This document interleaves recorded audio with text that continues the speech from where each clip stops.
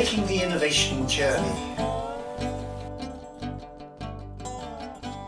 Making that journey of innovation, as we've seen, involves searching, selecting, implementing, creating and capturing value, and is influenced by having a strategy, a clear framework and direction, and the ability to change course, and it's affected by leadership, organisation and networking. And above all, it's something we learn to do. Each time we make the innovation journey, even if we don't do as well as we might, we've learned something which can help us do it better next time. We also need some way of making this journey, and we've talked a little about the kinds of vehicle we might want to use, the vessels if we're talking about ships, the way we get along our journey. Now, one size, of course, is unlikely to fit all the different things we might want to do. Think about our innovation spectrum that we've already seen. On the one end of that spectrum, we have incremental innovation, doing what we do a little better. And on the other end of that spectrum, radical innovation, perhaps doing something we've never seen before. Now, we might want very different kinds of vehicle, very different kinds of vessel to take us on journeys around those different innovation places.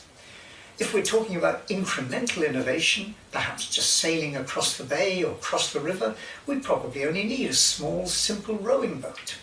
As we start to go further, we're going to need a ship. As we start to go long distances, we might want a great big ocean-going ship. And at times, we might want to try something very experimental, where we want to be fast and agile. Now, there's all sorts of different possibilities. The key message is one size doesn't fit all.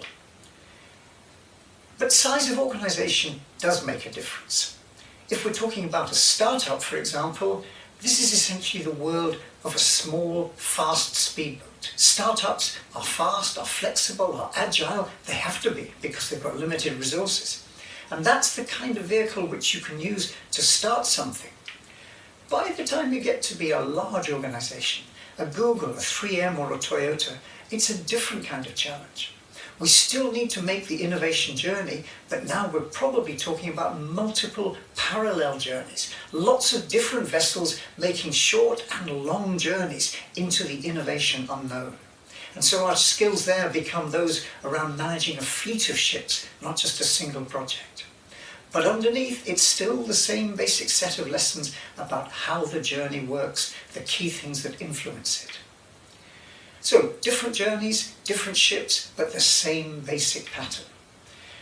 For a startup, the model might look something like this. A lot of emphasis on recognizing opportunities, finding resources, developing the venture, and hopefully capturing value. For an established organisation who do this again and again, they might ask those questions in a more systematic fashion. But essentially, even though the models might be different in terms of the labelling, underneath what's going on is the same basic journey. What about a social innovation? Well, this is an interesting version of an innovation journey map. This is from the humanitarian innovation sector, and here they're concerned very much with recognizing what is the problem, what's the challenge we're trying to deal with, and searching for solutions. Maybe adapting something someone already has done, maybe inventing something new. Trying that out in pilot scale, moving it to full scale, and hopefully diffusing it in a way where many people can benefit and we capture the value. The labels are different, but underneath it's the same basic map. And that's the real message of this module, that innovation takes place as a journey from idea to create value. And it does it in a number of stages. The journey itself may be complicated, the labels may vary, but underneath the same basic activities are the ones we need to manage.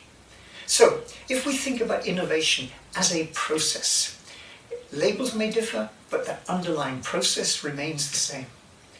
It's not a simple straight line. There's lots of stops and starts, and dead ends and loops and curves. It's uncertain. And the more radical the innovation, the more twists and turns there are likely to be. But making the journey still has the same basic set of stages. So if we understand these different phases, then we can focus our efforts in particular ways and use tools in particular fashion to move forward. But underneath all of this is the importance of learning and building capability for next time. So, one last point, innovation models matter. Remember, how we think about something is going to shape the way we manage it, what we pay attention to, what we give resources to, how we organise and manage innovation. And so we have to be very clear that we're starting with a clear model. So let's briefly summarise. Innovation is a journey, and we're interested in building capability to make that journey repeatedly. One size doesn't fit all. We need to configure our vehicles and our approach to making the journey, whether we're a startup or a giant organisation, and whichever sector we're working in. Startups may have a single innovation journey to be concerned about. Established organisations need to manage a fleet, many voyages taking place at the same time. Each journey may be different, but underneath it's the same basic process, the same pattern, and we can learn to manage each of those phases more effectively. Overall, the evidence is clear. We can learn and build innovation management capability.